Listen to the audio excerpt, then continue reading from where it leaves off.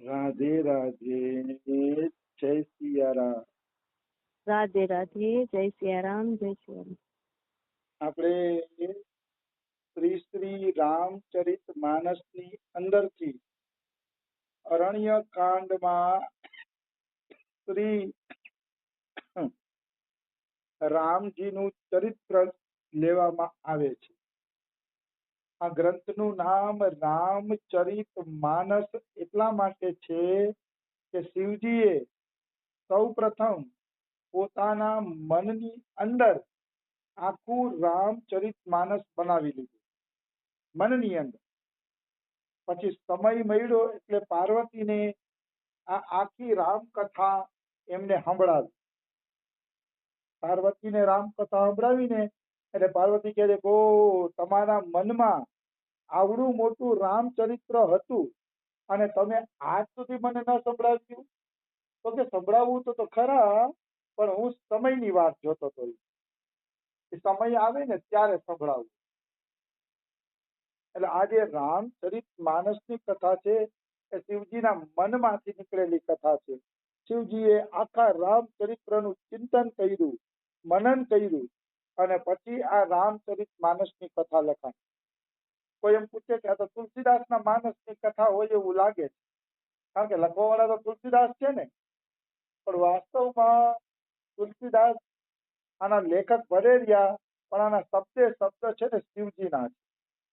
કોઈ એમ કહે કે અમારે કઈ રીતે માનવું, તો તમે સંસ્કૃતમાં અધ્યાત્મ રામાયણ વાંચો. જેની પાસે ગીતા પ્રેસની અધ્યાત્મ રામાયણ છે, એ જે અધ્યાત્મ રામાયણ છે ને ખાલી 200-250 પાનાની જ છે. ગીતા પ્રેસ વાળાએ બહાર પાડી છે, 100-150 રૂપિયાની જ આવે છે. એ અધ્યાત્મ રામાયણ શિવજી પાર્વતીજીને સંભળાવે છે. એ અધ્યાત્મ રામાયણનો શબ્દે શબ્દ તુલસીદાસે હિન્દીમાં લખી નાખ્યો છે રામચરિત માનસની અંદર. એમ કેવું હોય તો ખોટું નથી. આ હું નથી કેતો, અધ્યાત્મ રામાયણની પ્રસ્તાવનામાં ગીતા પ્રેસ વાળાએ આ લખ્યું છે. અને મેં અધ્યાત્મ રામાયણ વાંચી પણ ખરા. એમાં તુલસીદાસે લખ્યું એ જ છે અને એમાં લખ્યું એ તુલસીદાસે લખ્યું છે. એટલે અધ્યાત્મ રામાયણ શિવજીએ કીધેલી છે. એ શિવજીની વાતોનું જ હિન્દી રૂપાંતર કરીને તુલસીદાસે આપણે રામચરિત માનસ આપી છે. એટલે તુલસીદાસનો એક એક શબ્દ મહાદેવનો શબ્દ છે. એટલે જ આ ગ્રંથનું નામ છે રામચરિત માનસ. કે શિવજીએ પોતાના મનની કથા પાર્વતીને કીધી અધ્યાત્મ રામાયણમાં, અને એ જ શિવજીની મનની કથાનું હિન્દી રૂપાંતર કરીને તુલસીદાસે આપણી સમક્ષ, એટલે કે આખા જગતની સમક્ષ મૂકી દીધું. આવી વસ્તુ છે. એટલે મનુષ્યએ આ રામચરિત માનસને સાધારણ સમજવી ન જોઈએ. આ રામચરિત માનસ તો શિવજીને પણ પ્રિય છે અને શિવજીએ પણ આ રામચરિત માનસ ઉપર સત્યમ શિવમ સુંદરમ એમ લખી દીધું હતું. એટલે ક્યારેય આ રામચરિત માનસને નાની માનવી જોઈએ નહીં. આવી વસ્તુ છે. તો આપણે કાલે જોયું હતું કે રામનું નામ સૌથી મોટું છે, એના ઉપર આપણે કાલે ચર્ચા આવી કે રામનું નામ તુલસીદાસના મતે સૌથી મોટું છે ને છે પણ ખરા. રામનું નામ પણ બધા ભગવાનના નામ હરખા છે એમ માનીને હાલવાથી વધુ ફાયદો થશે. પછી આવે છે એવ મસ્તુ મુનિ સન કહેવું કૃપા સિંધુ રઘુનાથ તબ નારદ મન હરસ અતિ પ્રભુપદ નાયવું માં. તો કૃપા સાગર રામજીએ કીધું એવ મસ્તુ, એટલે તારા હૃદયમાં સદાય માટે રામ નામ વસેલું રહેશે એવું રામજી વરદાન આપે છે.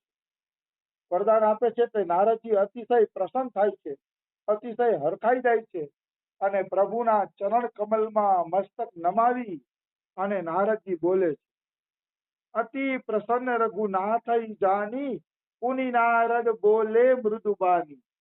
રામ અતિશય પ્રસન્ન હતા, અતિશય આનંદમાં હતા. એટલે નારદજી પાછી વાત બોલે છે.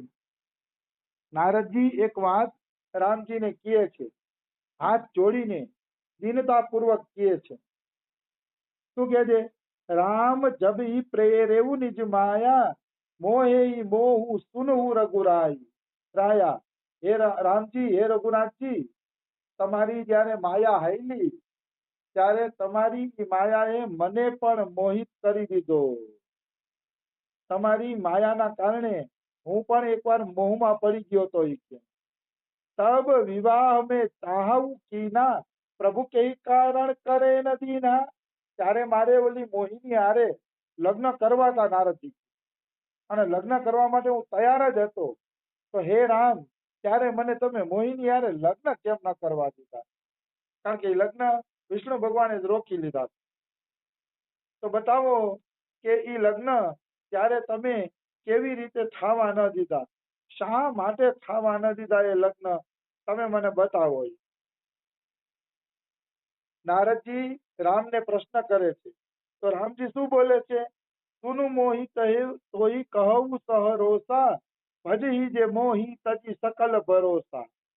એમ કે હે મુનિ, હું તમને સહરોસા એટલે હરખપૂર્વક કહું છું, હરખના સાથે કહું છું. તમે સાંભળો નારદજી, કે જે બધી આશા ને ભરોસો છોડીને મને ભજે છે, જે મારી શરણમાં આવી ગયો છે અને મારા સિવાય બીજા કોઈને ઓળખતો નથી, એવો જે મારો ભક્ત છે, એવો શરણાગત પ્રિય ભક્ત છે, તો કરવું સદા તીન કે રખવારી, જીમી બાલક રાખે મહતારી.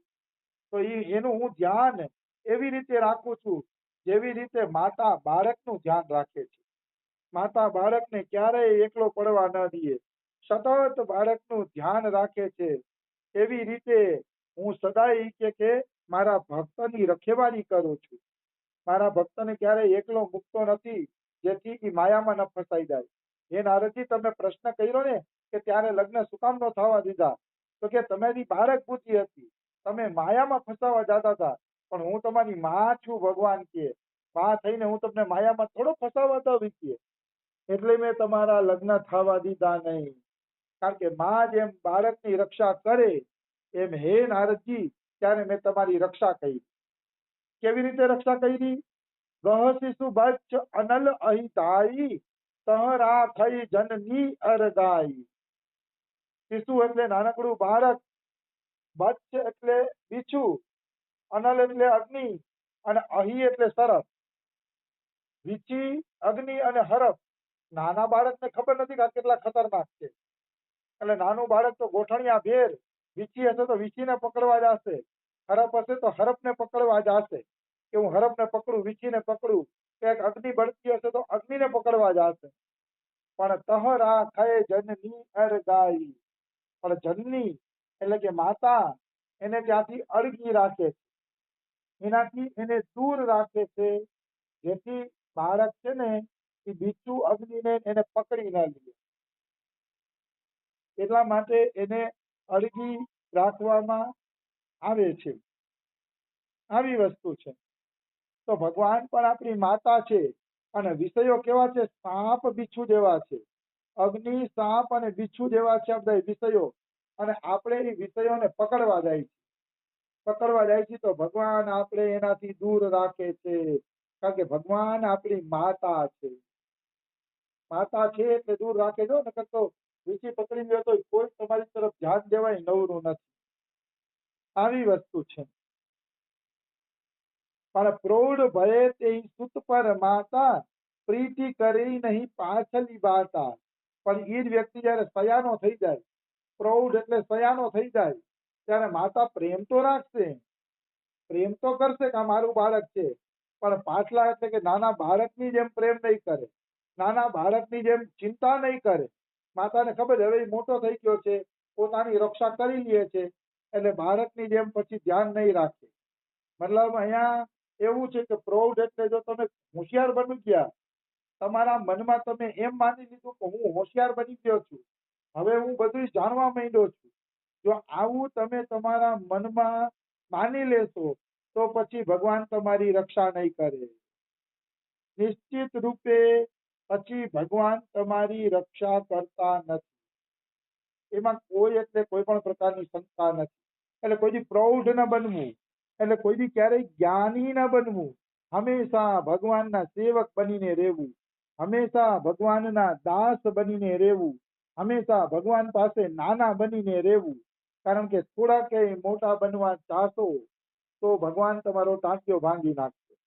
નારદજીને જેમ વાંદરાનું મોઢું દઈ દીધું ને એમ એવી પછડાટ દેશે કે પછી તમે ઊભા થશો ને ત્યારે અહંકાર બિલકુલ નહીં રહ્યો હોય. અને આપે છે પછડાટ ભગવાન. હું તો ચોખ્ખું જ કહું છું જો તમારામાં અહંકાર છે તો ભગવાન ક્યારેક પછડાટ દઈ દેશે. પછડાટ ખાવા માટે તૈયાર રહેજો, નિશ્ચિત તૈયાર રહેજો. કારણ કે ભગવાનને બધું ગમે છે પણ અભિમાન નથી ગમતું. તિમિર ગયો રવિ દેખ કે, મોહ ગયો ગુરુ જ્ઞાન, કિયો કરાયો સબ ગયો જબ આયો અભિમાન. કેટલી દિવ્ય વાત કરે છે. તિમિર ગયો રવિ દેખ કે, સૂર્ય નીકળે એટલે અંધારું વયું જાય.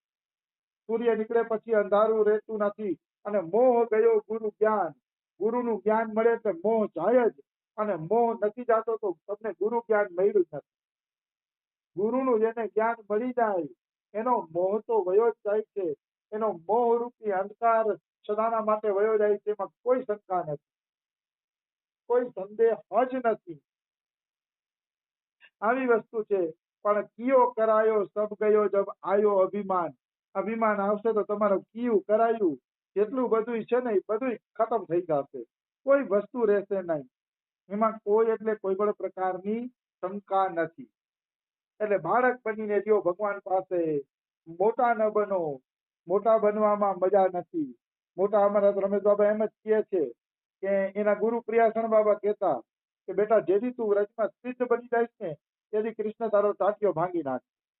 કારણ કે કૃષ્ણને વ્રજમાં કોઈ સિદ્ધ બને છે એ ગમતું નથી.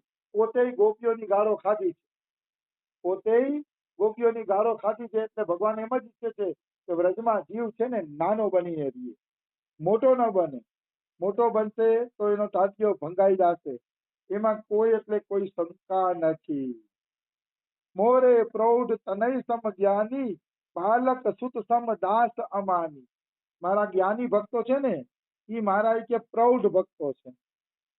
જ્ઞાની ભક્તો છે એ બધા પ્રૌઢ છે, મોટા છે એ કે. પણ જે મારા દાસ છે, જે બાળક દાસ અમાની દાસ છે, જેને માનની પણ ભૂખ નથી, એ મારી પાસે બાળક બનીને રહે છે. આવી વસ્તુ છે. એટલે પ્રૌઢ એટલે જ્ઞાની. એવા જ્ઞાની બનો ને કે જેમાં ભગવાન પ્રત્યે પ્રેમ વધે. તો એવા જ્ઞાની બનવામાં કઈ વાંધો નથી. પ્રેમ વધે એવા જ્ઞાની બનવામાં વાંધો નથી. પણ હું જ બધું જાણવા માંડ્યો છું, મારા સિવાય કોઈ જાણતું જ નથી, આ પ્રકારની વ્રતિ રાખીને કોઈ જ્ઞાની બને છે તો એ જ્ઞાની બનવું ઠીક નથી. નિશ્ચિત ઠીક નથી. એમાં કોઈ એટલે કોઈ શંકા નથી. આવી વસ્તુ છે. જનની મોર બલ નિજ બલ તાહી, દુહ કહ કામ ક્રોધ રિપુ આહી. જનની મોર બલ એટલે મારો જે દાસ છે ને એની હું માતા છું અને એને મારું બળ છે. એ ભક્તો નહીં. અને નિજ બલ તાહી, નિજ બળ એટલે જ્ઞાનીને પોતાનું બળ છે. એ પોતાનું બળ વાપરે છે અને ભક્ત મારા બળે આગળ વધે છે. દુઃ કહ કામ ક્રોધ રિપુ આહી મતલબ મારા જે શરણમાં છે, જે મારો ભક્ત છે, એને કામ ક્રોધ ક્યારેય સતાવશે નહીં. કામ ક્રોધ એના દુશ્મન ક્યારેય બનશે નહીં, જે મારી શરણમાં છે. પણ જે પ્રૌઢ છે, જ્ઞાની છે, પોતાના બળે હાલે છે, એને કામ ક્રોધ લોક સતાવશે અને એને એની રીતે એમાંથી બચવાનું પણ રહેશે. નહીતર એને